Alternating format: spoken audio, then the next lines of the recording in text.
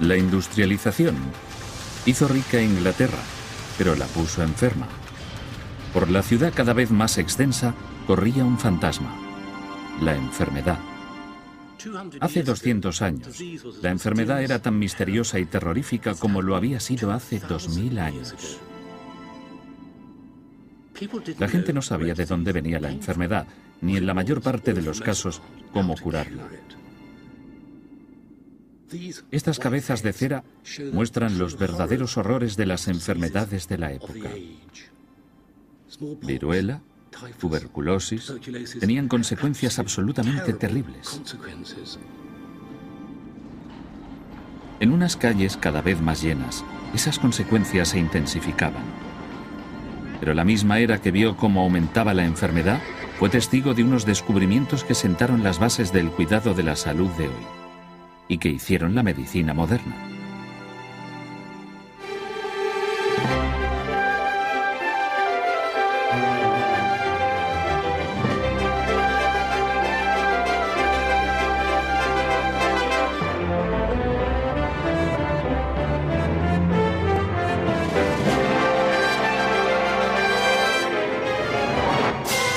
¿Qué hizo la revolución industrial por nosotros? La medicina moderna. A mediados del siglo XVIII, los británicos estaban preocupados ante todo por una cosa: su salud. Tenían un buen motivo. La media de vida era de 36 años. La gente solía automedicarse con tratamientos basados en poco más que superstición, magia y rumores. Había médicos con experiencia, pero sin un método adecuado para diagnosticar y curar la enfermedad. Las probabilidades de sobrevivir eran limitadas. El tratamiento médico más común era el sangrado. Se creía que esto devolvía el equilibrio al cuerpo y lo limpiaba de esas dolencias que la gente pensaba que se escondían en la sangre. Este tratamiento no solo era inútil, sino verdaderamente peligroso.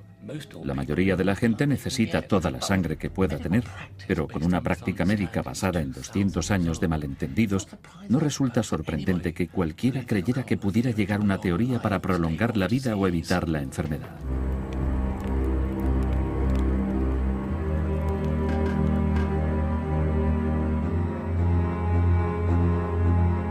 De hecho, un nuevo tipo de empresario médico se estaba haciendo rico precisamente con eso. Colocaban sus mercancías en las concurridas calles de las ciudades de Inglaterra. Buenas tardes, señor. Bienvenido. Belno es un jarabe vegetal hecho en casa. Lo hacemos nosotros mismos en Cornualles. Es maravilloso. Este cataplasma cura todos los males. Se les conocía como quacks, matasanos. Entre los más famosos de Londres estaban John Bull y Joshua Ward. Estas píldoras y pociones podían ser muy raras, desde luego. John Bull vendía este extraño medicamento hecho con cochinilla, nuez moscada y azúcar. Estas cosas servían para curar el cáncer. Inútiles, por supuesto, pero inofensivas. Otros medicamentos no eran inofensivos. Estos colegas quacks querían darle un toque a su medicamento para hacerlo más atractivo al público y le ponían cosas terriblemente peligrosas, arsénico y mercurio. Y Joshua Ward llegó a vender esas cosas al rey y la reina, asombroso. Te podían dejar ciego, paralítico e incluso matarte. La gente empezaba estas pseudocuras con ignorancia y esperanza. La medicina tenía que cambiar y la revolución industrial la cambiaría con nuevos conocimientos, con nuevas ideas radicales y con experimentos científicos. Pero el proceso empezó en lo profundo de Shropshire, donde un médico extraordinario comenzó a convertir la medicina popular en una ciencia moderna. La historia empieza con un hombre que padece hidropesía, una grave enfermedad del corazón que hace que el cuerpo se hinche de una forma grotesca, como un globo. Ese tipo tenía un grave problema. Se iba a morir y moriría pronto, de la forma más dolorosa. Y entonces vino un gitano y le preparó un té de hierbas, una infusión. Y este extraño remedio popular en realidad empezó a funcionar. Parece que el gitano había tenido éxito donde los médicos habían fracasado. William Withering, un médico con una mente muy racional, oyó hablar de esto, le intrigó y quiso saber más. Withering rastreó el campo y al final obtuvo la lista de ingredientes de la misteriosa poción. La lista se perdió para la historia, pero para Withering solamente uno de los 20 componentes tenía sentido. Digitalis, una planta mortalmente venenosa que Withering solo conocía como algo que provocaba vómitos y alucinaciones. Gracias por venir. Dígame, ¿qué estaba en juego? ¿Qué es lo que esperaba conseguir Withering con su observación de las Digitalis? Bueno, era una observación muy importante. Esto es realmente el principio de la medicina científica moderna, Digitalis. Se habían usado durante siglos, pero no para esto. Bueno, el remedio del gitano aparentemente funciona. ¿Cuál es el problema?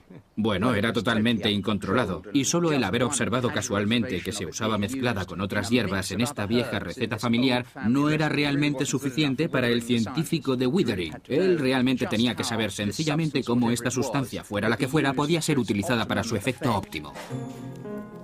Withering se puso a trabajar. Descubrió que las hojas grandes eran las partes más efectivas porque contenían la mayor concentración del elemento activo. Pero las Digitalis son venenosas, potencialmente mortíferas, así que la dosis era crucial. Withering no dejó nada al azar. Le llevó 10 años perfeccionar su estudio. Era un científico meticuloso. Sí. Observaba, experimentaba, registraba y por fin llegó a estas conclusiones. Y estas conclusiones todavía se consideran buenas hoy. Withering había conseguido un primer triunfo. Había demostrado que explorando una enfermedad y midiendo con precisión la dosis de las drogas usadas para controlarla, podía ser curada potencialmente. Pero las causas de la enfermedad seguían siendo muy misteriosas. ¿Por qué ocurría, por ejemplo, que cuanta más gente había en un sitio, más se ponían enfermos? Esta es la cárcel de Newgate, en Londres. Estar encerrado aquí era muy mal asunto. El lugar era asqueroso y lleno a reventar. La enfermedad estaba absolutamente en todas partes. De hecho, los presos a menudo morían de dolencias horrorosas antes de que el verdugo pudiera ponerles las manos encima. En octubre de 1790 hubo un brote de tifus, conocido en la época como fiebre de la cárcel. Fue tan malo que no solo se morían los presos, sino también los miembros del personal. Había que hacer algo muy sencillo. El director de la cárcel se fijó en Stephen Hales, un vicario rural conocido por ser la primera persona que midió la presión sanguínea. Hales, como muchos en la época, creía que la enfermedad era causada por el aire nocivo.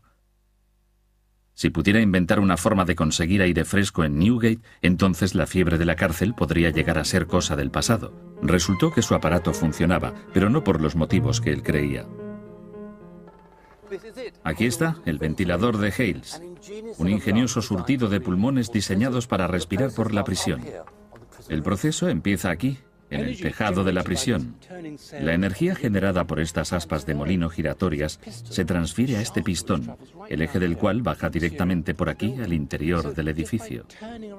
Así, solo con girar estas aspas se bombeaba aire, rico en oxígeno, al interior de Newgate.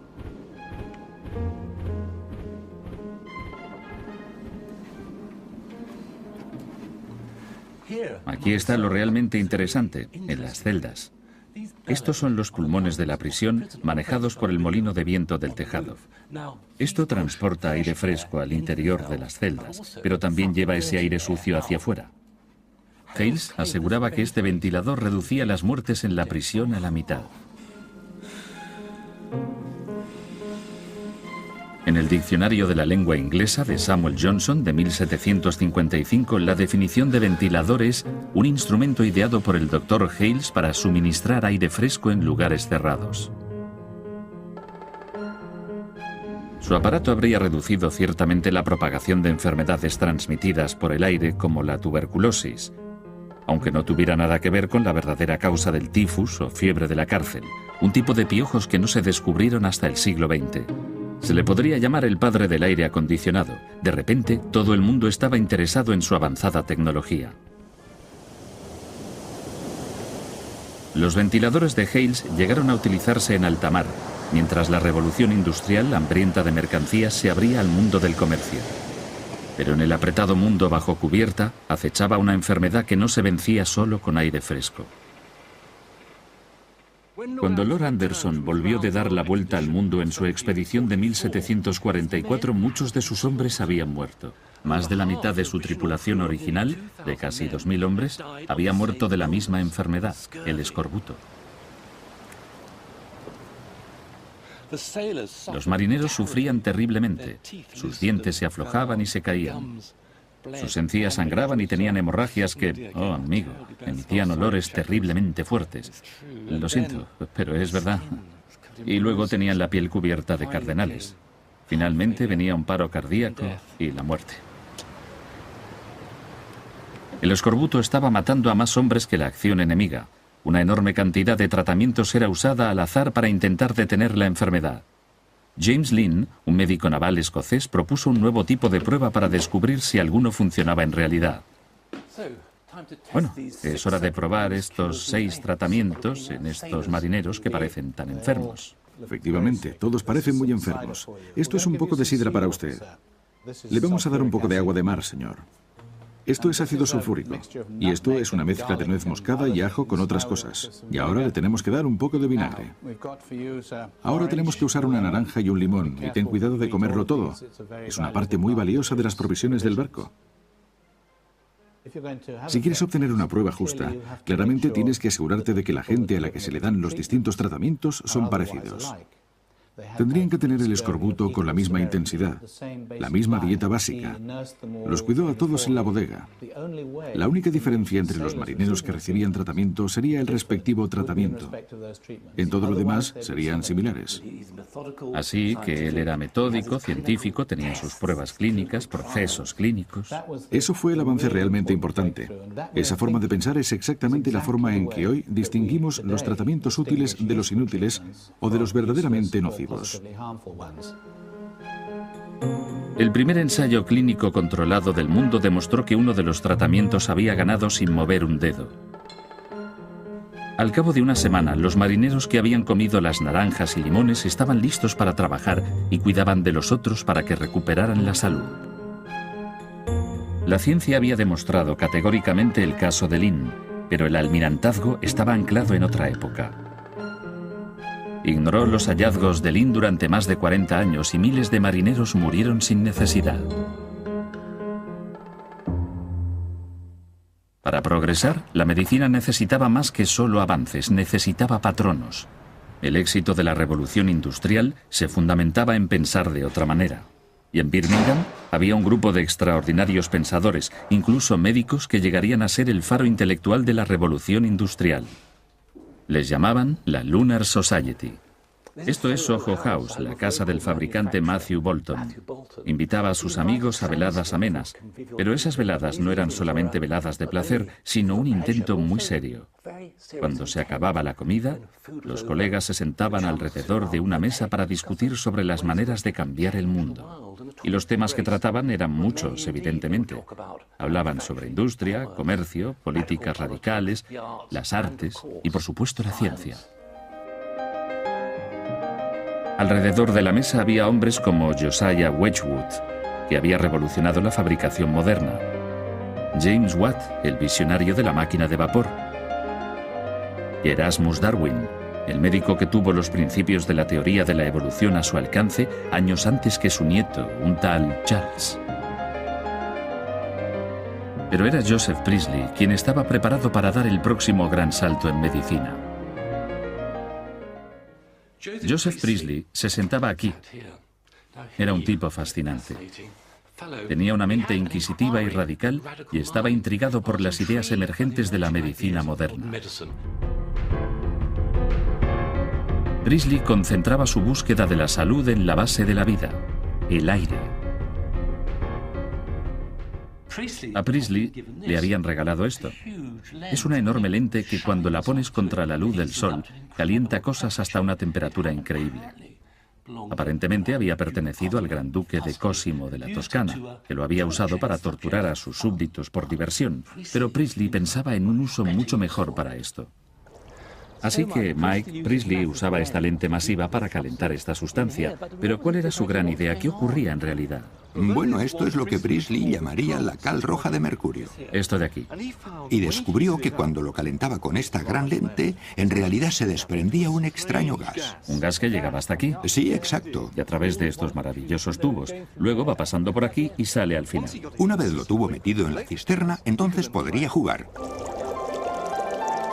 Y vaya si jugó. Observó enseguida que este gas, a diferencia de todos los demás, tenía propiedades que daban vida.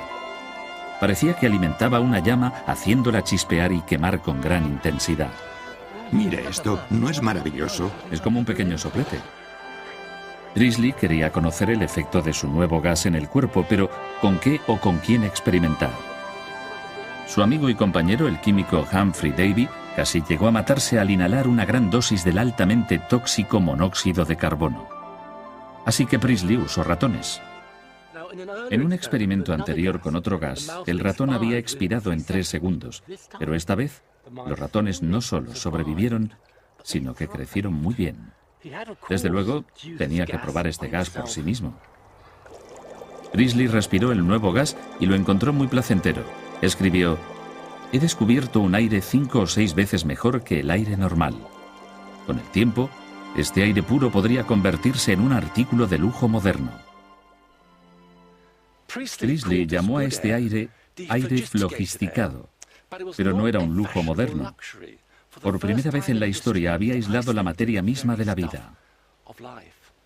Más adelante, en el siglo XVIII, a este aire se le dio su nombre actual, oxígeno. Priestley llegó a aislar dióxido de carbono. Gracias a su trabajo quedó establecido lo fundamentales que estos gases eran para la vida y la salud. Experimentos posteriores llevados a cabo por otros llevaron al descubrimiento del óxido nitroso, el gas de la risa, que se convirtió en el primer anestésico. La ciencia médica avanzaba a pasos agigantados, pero no podía con la más temida de todas las enfermedades. El monstruo manchado, como se le llamaba, era una enfermedad terriblemente mortífera. A diferencia de muchas enfermedades que parecían cebarse en los pobres o los desnutridos, la viruela no respetaba ni edad, ni clase, ni nivel social. Era la gran niveladora. En los años 1790, un culto médico rural, el Dr. Edward Jenner, empezó a encajar partes de los indicios en la lucha contra la viruela. Su primera pista, basada en su extenso estudio personal, fue que no era una leyenda urbana que las ordeñadoras fueran realmente muy guapas, principalmente porque nunca cogían la viruela que desfiguraba. Parecían estar inmunizadas. Jenner estaba desconcertado. ¿Por qué iba la viruela, aparentemente una asesina que no hacía discriminación entre jóvenes y viejos, ricos y pobres, evitar a las ordeñadoras? La segunda pista de Jenner vino de Turquía, donde la esposa del embajador británico, Lady Mary Wortley Montague, hizo una crónica sobre las mujeres turcas que organizaban meriendas de viruela. Les daban a sus hijos una dosis diminuta de la temida enfermedad. Ellas habían descubierto que esto las protegía de cogerla totalmente. Los niños turcos eran inmunes, exactamente igual que las chicas inglesas que ordeñaban vacas, excepto que ellas no habían estado en meriendas de viruela. Armado con estas dos pistas, Jenner fue a la granja. Lo que descubrió fue que algunas ordeñadoras sí habían tenido una dosis de enfermedad. Aunque era inofensiva para los humanos, las vacas sufrían su propia enfermedad, que provocaba unas pústulas bastante alarmantes. Se llamaba viruela bovina. Observó cómo las pústulas de la vaca pasaban a las manos de las ordeñadoras. Estaban cogiendo la viruela bovina. Jenner dio un gran paso en un sentido. ¿Podría ser esto lo que hacía a las ordeñadoras inmunes a la viruela? Decidió experimentar.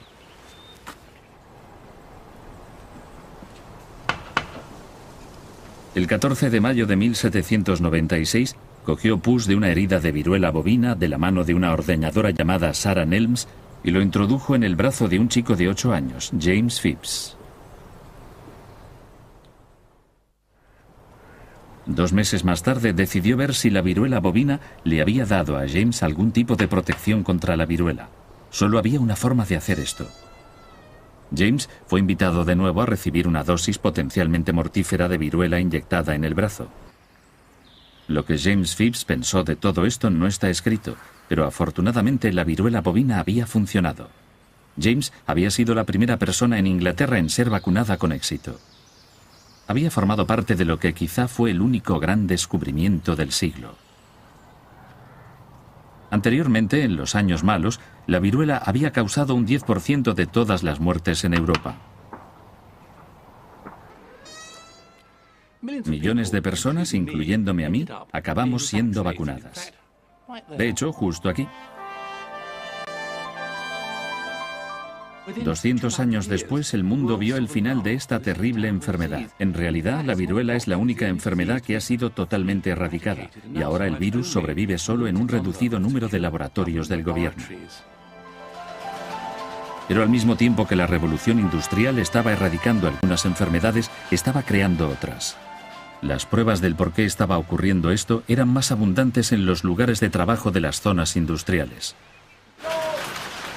George, ¿qué problemas de salud tenían las personas que trabajaban en talleres como este? La cantidad de pelusa que vuela por la sala es bastante grande. Con los años esto aumenta y coges una enfermedad llamada visinosis. ¿Qué tal su oído? Yo llevo un audífono en casa desde hace años porque todos acabamos sordos. Imagino que las máquinas eran peligrosas. ¿Qué hay del aceite en las lanzaderas? Solías tener aceite en los labios, claro, y antiguamente la gente moría de cáncer de labio. El carro se llenaba de aceite y solían coger cáncer de ingle porque se inclinaban sobre el carro continuamente. Es una profesión bastante peligrosa, una industria peligrosa. Sobre todo antiguamente, cuando tenías a la gente trabajando 12 horas al día y estaban cansados al final de la jornada, y entonces es cuando había accidentes con las correas. Aumentaba la evidencia de que la salud de la gente se arruinaba por sus condiciones de trabajo. Pero hacían falta pruebas para forzar al gobierno a actuar. Charles Thackeray, un médico de Leeds, las encontraría. Thackeray demostró de manera concluyente que había una relación entre la enfermedad y las condiciones en las que la gente trabajaba. Y lo hizo con la ayuda de una nueva tecnología procedente de Francia.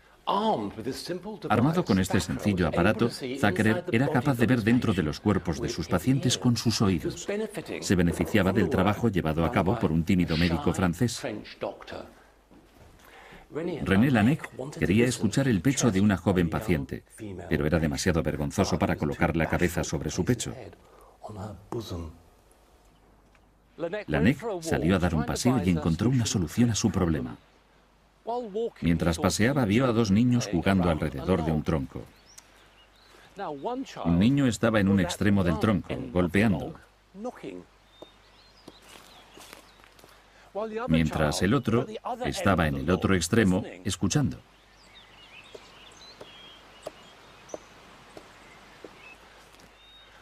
Laennec observó que el sonido viajaba a través del tronco con gran claridad, incluso se amplificaba. Se dio cuenta de que había encontrado algo.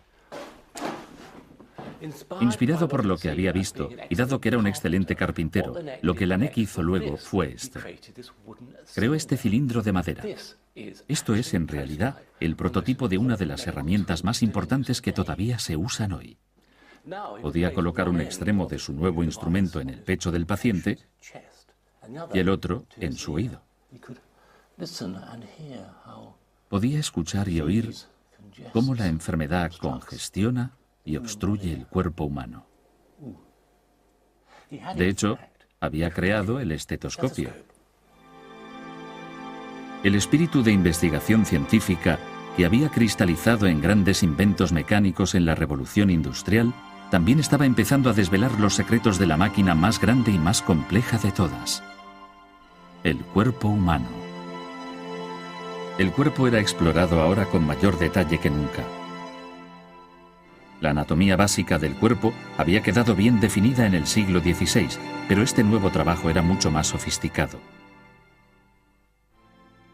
Esto es de William Hunter, Anatomía del útero humano embarazado. La primera vista moderna del cuerpo humano. Y las láminas mostraban el cuerpo por dentro y por fuera con un detalle clínico, científico, sin emoción. Sistema a sistema, los médicos se deshicieron de 200 años de rumores, especulaciones y esperanza, y los reemplazaron por hechos, razón y observación minuciosa. Era difícil conseguir cuerpos humanos de verdad, así que los cirujanos y los estudiantes trabajaban con modelos de cera como estos, maravillosamente hechos y asombrosamente auténticos en sus detalles. Pero por buenos que sean estos modelos y dibujos, no servían como sustituto de lo real. Los médicos seguían necesitando cuerpos para diseccionar.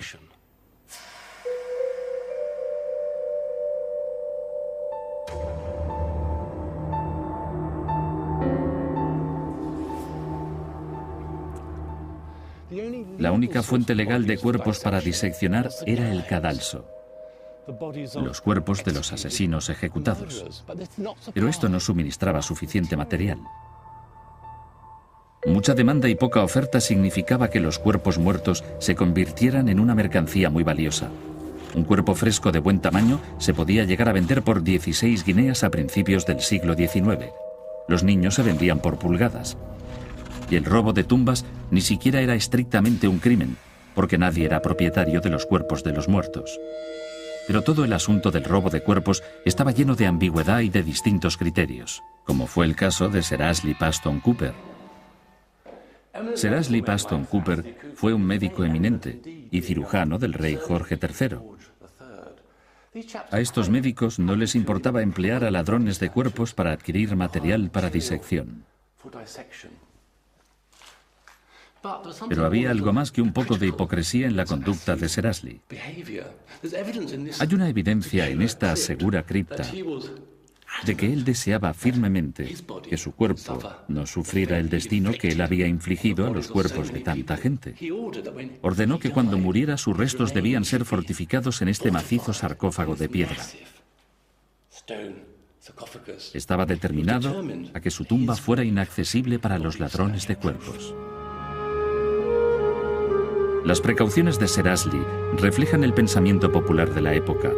La gente estaba furiosa con el extendido robo de tumbas. El periódico The Times incluso pidió que robar tumbas se considerara un delito capital. En el otro bando, la profesión médica estaba también en pie de guerra. El progreso médico, decían ellos, venía de una comprensión de la anatomía derivada de la disección de un vasto número de cuerpos. Este suministro de cuerpos estaba a punto de agotarse. El progreso médico, decían los doctores, se detendría. Entonces intervino el gobierno. Y se puso de parte de la ciencia. El Acta de Anatomía de 1832 ordenó que el cuerpo de cualquiera que muriera en la pobreza fuera entregado a los anatomistas. En los 100 años posteriores, los cuerpos de casi 60.000 personas fueron diseccionados solo en Londres. Es escandaloso, pero el Acta de Anatomía hizo posible que por fin la medicina enseñara y avanzara de forma coherente, seria y verdaderamente científica. Durante 200 años, nuestro entendimiento del cuerpo humano había estado virtualmente estancado, pero finalmente la investigación dio paso al método científico. Y a principios del siglo XIX, los médicos eran capaces de diagnosticar, prevenir y curar enfermedades, algo que hubiera sido imposible imaginar solo 100 años antes. Mientras la revolución industrial transformaba Inglaterra, sus efectos quedaban físicamente grabados sobre el paisaje. Los logros de ingenieros e industriales eran más visibles, pero los de los médicos pioneros no fueron menos importantes. Había una nueva percepción del lugar de la medicina en la sociedad. Todavía quedaba muchísimo por aprender, pero fue durante la revolución industrial cuando se sentaron las bases de la medicina moderna. Podéis conseguir gratis un cartel con un mapa de los lugares y acontecimientos de la revolución industrial. Para más información podéis contactar con Open University llamando al 0870-900-0352 o visitando la página web www.bbc.co.uk/history. La próxima semana, maquinaria de guerra.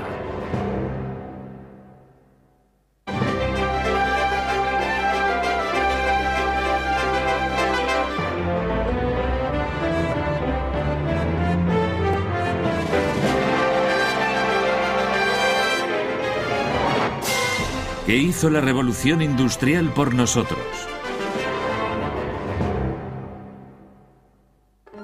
La medicina moderna. A mediados del siglo XVIII, los británicos estaban preocupados ante todo por una cosa: su salud. Tenían un buen motivo. La media de vida era de 36 años. La gente solía automedicarse con tratamientos basados en poco más que superstición, magia y rumores. Había médicos con experiencia, pero sin un método adecuado para diagnosticar y curar la enfermedad. Las probabilidades de sobrevivir eran limitadas. El tratamiento médico más común era el sangrado. Se creía que esto devolvía el equilibrio al cuerpo y lo limpiaba de esas dolencias que la gente pensaba que se escondían en la sangre.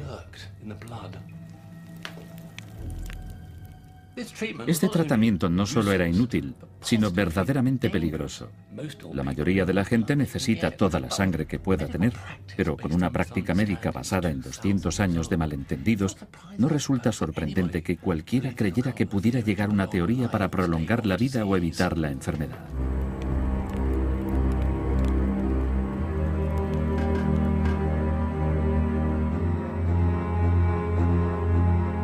De hecho, un nuevo tipo de empresario médico se estaba haciendo rico precisamente con eso. Colocaban sus mercancías en las concurridas calles de las ciudades de Inglaterra. Buenas tardes, señor. Bienvenido. Belno es un jarabe vegetal hecho en casa. Lo hacemos nosotros mismos en Cornualles. Es maravilloso. Este cataplasma cura todos los males. Se les conocía como quacks, matasanos. Entre los más famosos de Londres estaban John Bull y Joshua Ward. Estas píldoras y pociones podían ser muy raras, desde luego. John Bull vendía este extraño medicamento hecho con cochinilla, nuez moscada y azúcar. Estas cosas servían para curar el cáncer. Inútiles, por supuesto, pero inofensivas. Otros medicamentos no eran inofensivos.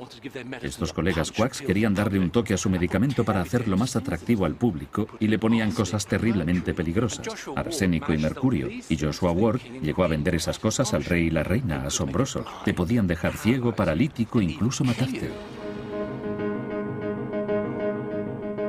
La gente empezaba estas pseudocuras con ignorancia y esperanza. La medicina tenía que cambiar y la revolución industrial la cambiaría con nuevos conocimientos, con nuevas ideas radicales y con experimentos científicos.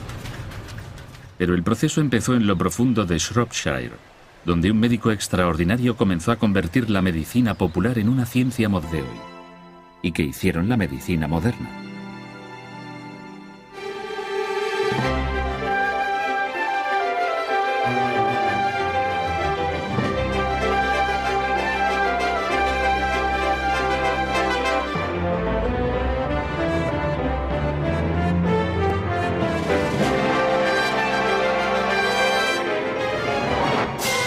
¿Qué hizo la revolución industrial por nosotros? La medicina moderna. A mediados del siglo XVIII, los británicos estaban preocupados ante todo por una cosa: su salud. Tenían un buen motivo. La media de vida era de 36 años. La gente solía automedicarse con tratamientos basados en poco más que superstición, magia y rumores. Había médicos con experiencia, pero sin un método adecuado para diagnosticar y curar la enfermedad. Las probabilidades de sobrevivir eran limitadas. El tratamiento médico más común era el sangrado. Se creía que esto devolvía el equilibrio al cuerpo y lo limpiaba de esas dolencias que la gente pensaba que se escondían en la sangre. Este tratamiento no solo era inútil, sino verdaderamente peligroso. La mayoría de la gente necesita toda la sangre que pueda tener, pero con una práctica médica basada en 200 años de malentendidos, no resulta sorprendente que cualquiera creyera que pudiera llegar una teoría para prolongar la vida o evitar la enfermedad.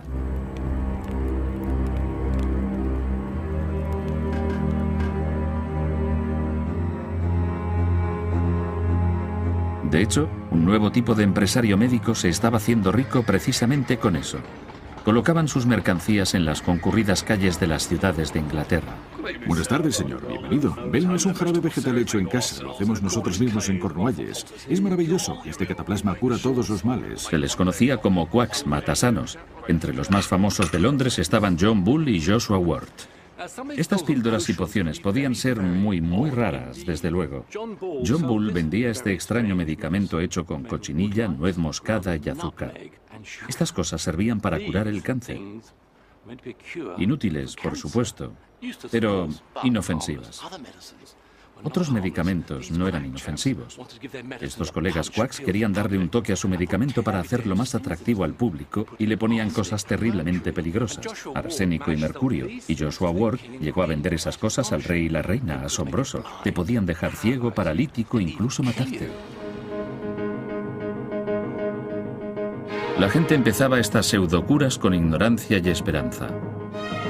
La medicina tenía que cambiar y la revolución industrial la cambiaría con nuevos conocimientos, con nuevas ideas radicales. La gente solía automedicarse con tratamientos basados en poco más que superstición, magia y rumores. Había médicos con experiencia, pero sin un método adecuado para diagnosticar y curar la enfermedad. Las probabilidades de sobrevivir eran limitadas. El tratamiento médico más común era el sangrado. Se creía que esto devolvía el equilibrio al cuerpo y lo limpiaba de esas dolencias que la gente pensaba que se escondían en la sangre. Este tratamiento no solo era inútil, sino verdaderamente peligroso. La mayoría de la gente necesita toda la sangre que pueda tener, pero con una práctica médica basada en 200 años de malentendidos, no resulta sorprendente que cualquiera creyera que pudiera llegar una teoría para prolongar la vida o evitar la enfermedad.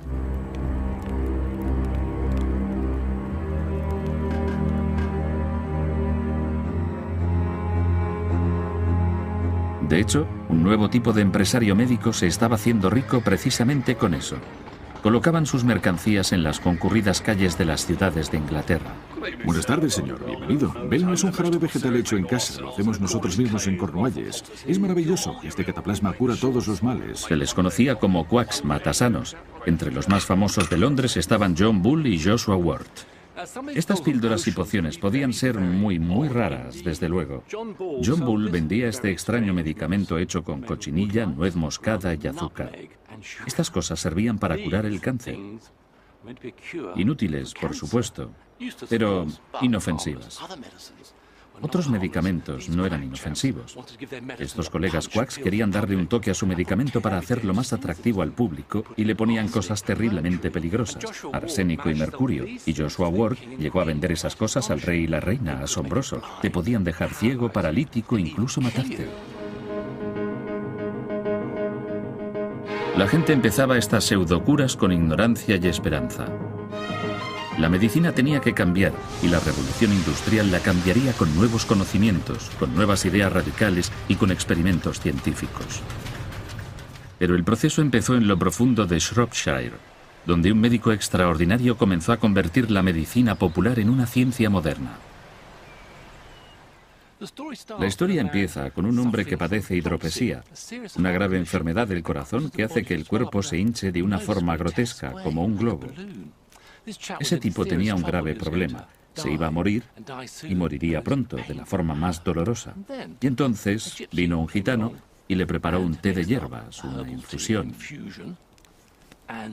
Y este extraño remedio popular en realidad empezó a funcionar. Parece que el gitano había tenido éxito donde los médicos habían fracasado. William Withering, un médico del robo de cuerpos, estaba lleno de ambigüedad y de distintos criterios, como fue el caso de Sir Ashley Paston Cooper. Sir Ashley Paston Cooper fue un médico eminente y cirujano del rey Jorge III. A estos médicos no les importaba emplear a ladrones de cuerpos para adquirir material para disección. Pero había algo más que un poco de hipocresía en la conducta de Sir Ashley. Hay una evidencia en esta segura cripta de que él deseaba firmemente que su cuerpo no sufriera el destino que él había infligido a los cuerpos de tanta gente. Ordenó que cuando muriera sus restos debían ser fortificados en este macizo sarcófago de piedra. Estaba determinado a que su tumba fuera inaccesible para los ladrones de cuerpos. Las precauciones de Sir Ashley reflejan el pensamiento popular de la época. La gente estaba furiosa con el extendido robo de tumbas. El periódico The Times incluso pidió que robar tumbas se considerara un delito capital.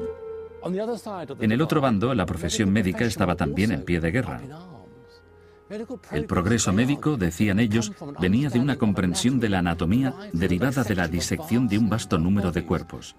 Este suministro de cuerpos estaba a punto de agotarse. El progreso médico, decían los doctores, se detendría. Entonces intervino el gobierno. Y se puso de parte de la ciencia. El Acta de Anatomía de 1832 ordenó que el cuerpo de cualquiera que muriera en la pobreza fuera entregado a los anatomistas. En los 100 años posteriores, los cuerpos de casi 60.000 personas fueron diseccionados solo en Londres. Es escandaloso, pero el Acta de Anatomía hizo posible que por fin la medicina enseñara y avanzara de forma coherente, seria y verdaderamente científica. Durante 200 años, nuestro entendimiento del cuerpo humano había estado virtualmente estancado, pero finalmente la investigación dio paso al método científico. Ya a principios del siglo XIX, los médicos eran capaces de diagnosticar, prevenir y curar enfermedades, algo que hubiera sido imposible imaginar solo 100 años antes. Mientras la revolución industrial transformaba Inglaterra, sus efectos quedaban físicamente grabados sobre el paisaje. Los logros de ingenieros e industriales eran más visibles, pero los de los médicos pioneros no fueron menos importantes. Había una nueva percepción del lugar de la medicina en la sociedad. Todavía quedaba muchísimo por aprender, pero fue durante la revolución industrial cuando se sentaron las bases de la medicina moderna. Podéis conseguir gratis un cartel con un mapa de los lugares y acontecimientos de la revolución industrial. Para más información,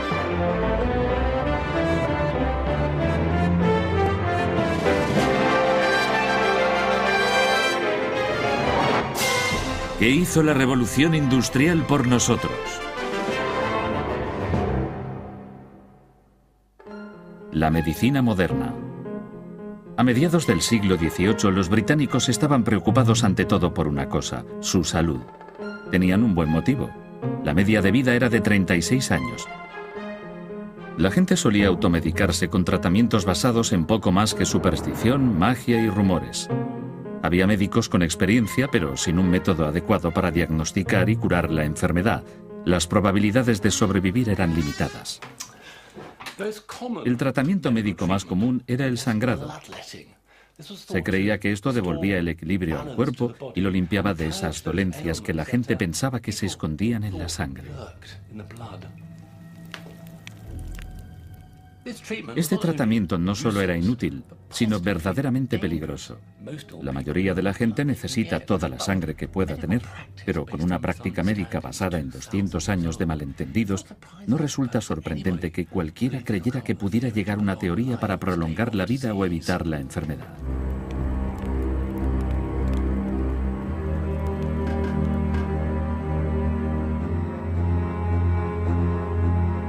De hecho, un nuevo tipo de empresario médico se estaba haciendo rico precisamente con eso. Colocaban sus mercancías en las concurridas calles de las ciudades de Inglaterra. Buenas tardes, señor. Bienvenido. Belno es un jarabe vegetal hecho en casa. Lo hacemos nosotros mismos en Cornualles. Es maravilloso. Este cataplasma cura todos los males. Se les conocía como quacks, matasanos. Entre los más famosos de Londres estaban John Bull y Joshua Ward. Estas píldoras y pociones podían ser muy raras, desde luego. John Bull vendía este extraño medicamento hecho con cochinilla, nuez moscada y azúcar. Estas cosas servían para curar el cáncer. Inútiles, por supuesto, pero inofensivas. Otros medicamentos no eran inofensivos. Estos colegas quacks querían darle un toque a su medicamento para hacerlo más atractivo al público y le ponían cosas terriblemente peligrosas, arsénico y mercurio, y Joshua Ward llegó a vender esas cosas al rey y la reina, asombroso. Te podían dejar ciego, paralítico, incluso matarte. La gente empezaba estas pseudocuras con ignorancia y esperanza. La medicina tenía que cambiar y la revolución industrial la cambiaría con nuevos conocimientos, con nuevas ideas radicales y con experimentos científicos.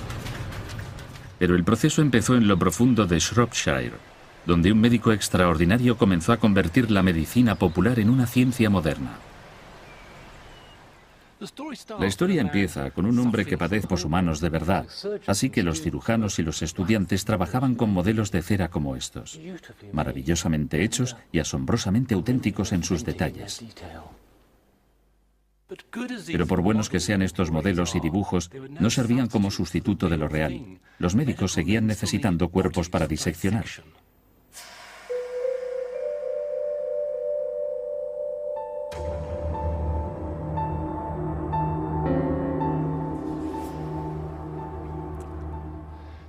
La única fuente legal de cuerpos para diseccionar era el cadalso, los cuerpos de los asesinos ejecutados. Pero esto no suministraba suficiente material. Mucha demanda y poca oferta significaba que los cuerpos muertos se convirtieran en una mercancía muy valiosa. Un cuerpo fresco de buen tamaño se podía llegar a vender por 16 guineas a principios del siglo XIX. Los niños se vendían por pulgadas. Y el robo de tumbas ni siquiera era estrictamente un crimen, porque nadie era propietario de los cuerpos de los muertos.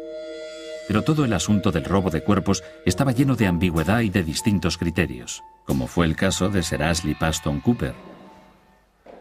Sir Ashley Paston Cooper fue un médico eminente y cirujano del rey Jorge III. A estos médicos no les importaba emplear a ladrones de cuerpos para adquirir material para disección. Pero había algo más que un poco de hipocresía en la conducta de Sir Ashley. Hay una evidencia en esta segura cripta de que él deseaba firmemente que su cuerpo no sufriera el destino que él había infligido a los cuerpos de tanta gente. Ordenó que cuando muriera sus restos debían ser fortificados en este macizo sarcófago de piedra. Estaba determinado a que su tumba fuera inaccesible para los ladrones de cuerpos. Las precauciones de Sir Ashley reflejan el pensamiento popular de la época. La gente estaba furiosa con el extendido robo de tumbas. El periódico The Times incluso pidió que robar tumbas se considerara un delito capital. En el otro bando, la profesión médica estaba también en pie de guerra. El progreso médico, decían ellos, venía de una comprensión de la anatomía derivada de la disección de un vasto número de cuerpos. Este suministro de cuerpos estaba a punto de agotarse. El progreso médico, decían los doctores, se detendría. Entonces intervino el gobierno. Y se puso de parte de la ciencia. El Acta de Anatomía de 1832 ordenó que el cuerpo de cualquiera que muriera en la pobreza fuera entregado a los anatomistas. En los 100 años posteriores, los cuerpos de casi 60.000 personas fueron diseccionados solo en Londres. Es escandaloso, pero el Acta de Anatomía hizo posible que por fin la medicina se llamaba viruela bovina. Observó cómo las pústulas de la vaca pasaban a las manos de las ordeñadoras. Estaban cogiendo la viruela bovina. Jenner dio un gran paso en un sentido. ¿Podría ser esto lo que hacía a las ordeñadoras inmunes a la viruela? Decidió experimentar.